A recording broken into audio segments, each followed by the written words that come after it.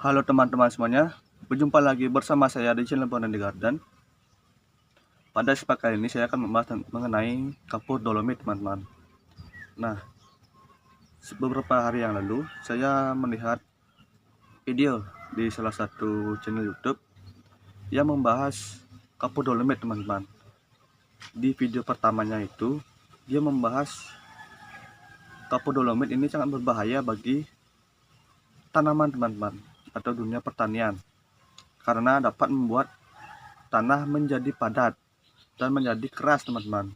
Dan di video tersebut juga dia mengatakan atau beliau ini mengatakan bahwa dia ini tidak akan mau menggunakan kapur dolomit teman-teman walaupun diberikan gratis. Nah, bagi teman-teman yang ingin menonton videonya, nanti linknya saya taruh di deskripsi. Kemudian di video kedua ini dia menggunakan kapur dolomit teman-teman. Saya juga bingung kenapa dia bertentangan seperti ini. Dan yang di video kedua ini dia itu mengolah tanah liat atau tanah clay yang keras teman-teman menjadi tanah yang siap ditanami. Dan di situ salah satu bahan yang dia gunakan adalah kapur dolomit. Dan dia ini atau beliau ini lebih tepatnya memiliki kebun yang lebih tepatnya ada kebun jeruk teman-teman, dan luasnya itu sangat luas. Nah, dalam pengolahan tanahnya ini saya juga kurang tahu teman-teman ya, karena keterbatasan informasi yang saya miliki. Apakah dia ini menggunakan kapur dolomit dalam pengolahan lahannya atau tidak? Saya juga kurang tahu teman-teman. Nah, untuk hal tersebut saya akan lebih tepatnya membedah apa sih dampak kapur dolomit bagi tanaman jika kita aplikasikan ke lahan.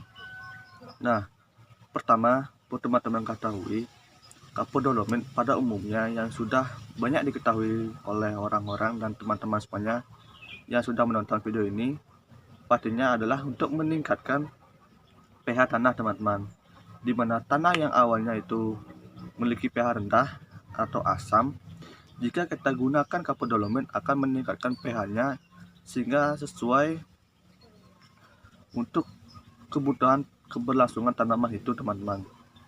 Karena kapur dolomit ini bersifat basah. Menurut penelusuran yang saya dapatkan di internet, bisa teman-teman lihat di layar video.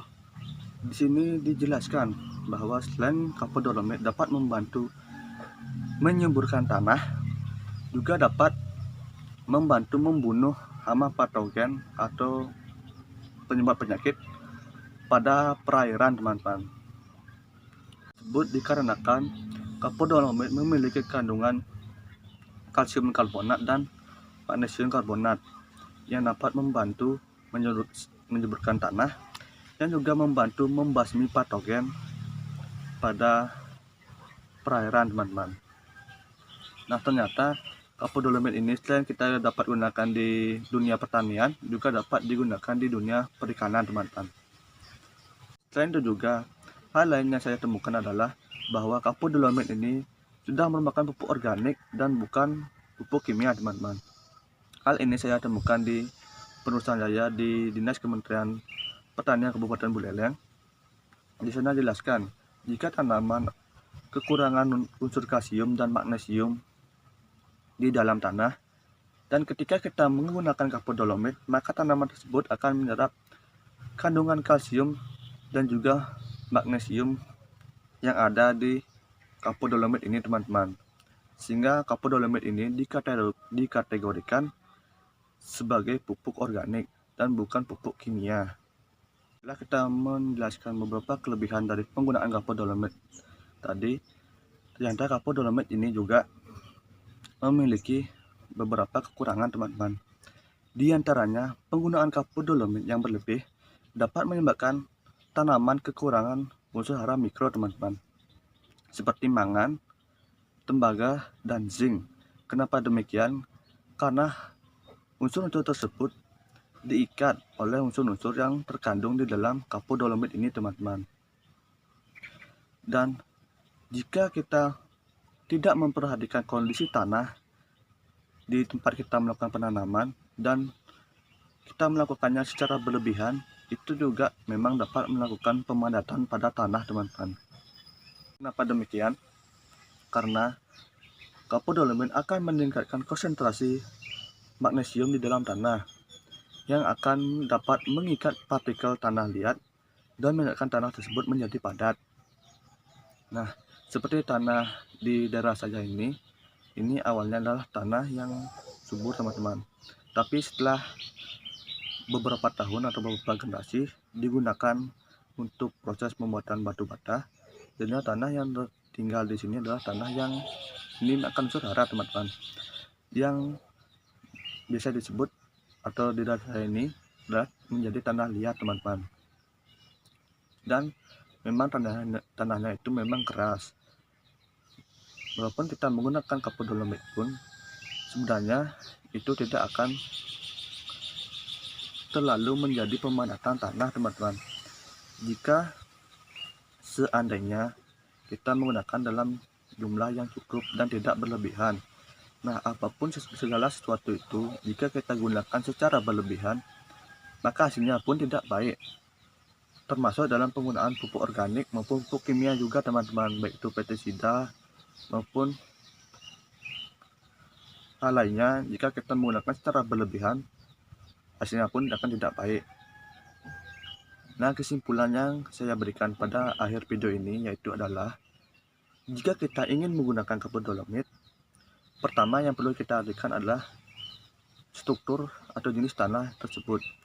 Jika tanah tersebut merupakan tanah gambut ataupun tanah liat yang memiliki partikel tanah liat, jika teman-teman ingin menggunakan kapur dolomit, sebaiknya dosis yang kita gunakan adalah dikurangi, teman-teman, jangan terlalu berlebihan. Nantinya akan malah menyebabkan tanah tersebut menjadi padat. Dan jika tanah tersebut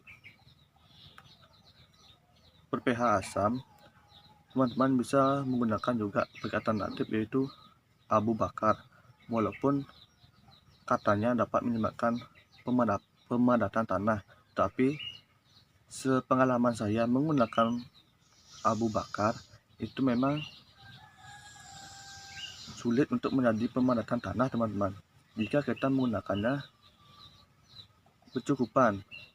Walaupun kita menggunakan abu bakar atau abu bekas pembakaran sebagai pengganti kapur dolomit, itu akan susah menjadi pemadatan, teman-teman, kecuali tanah tersebut merupakan tanah clay ataupun tanah liat yang memang sudah padat, teman-teman.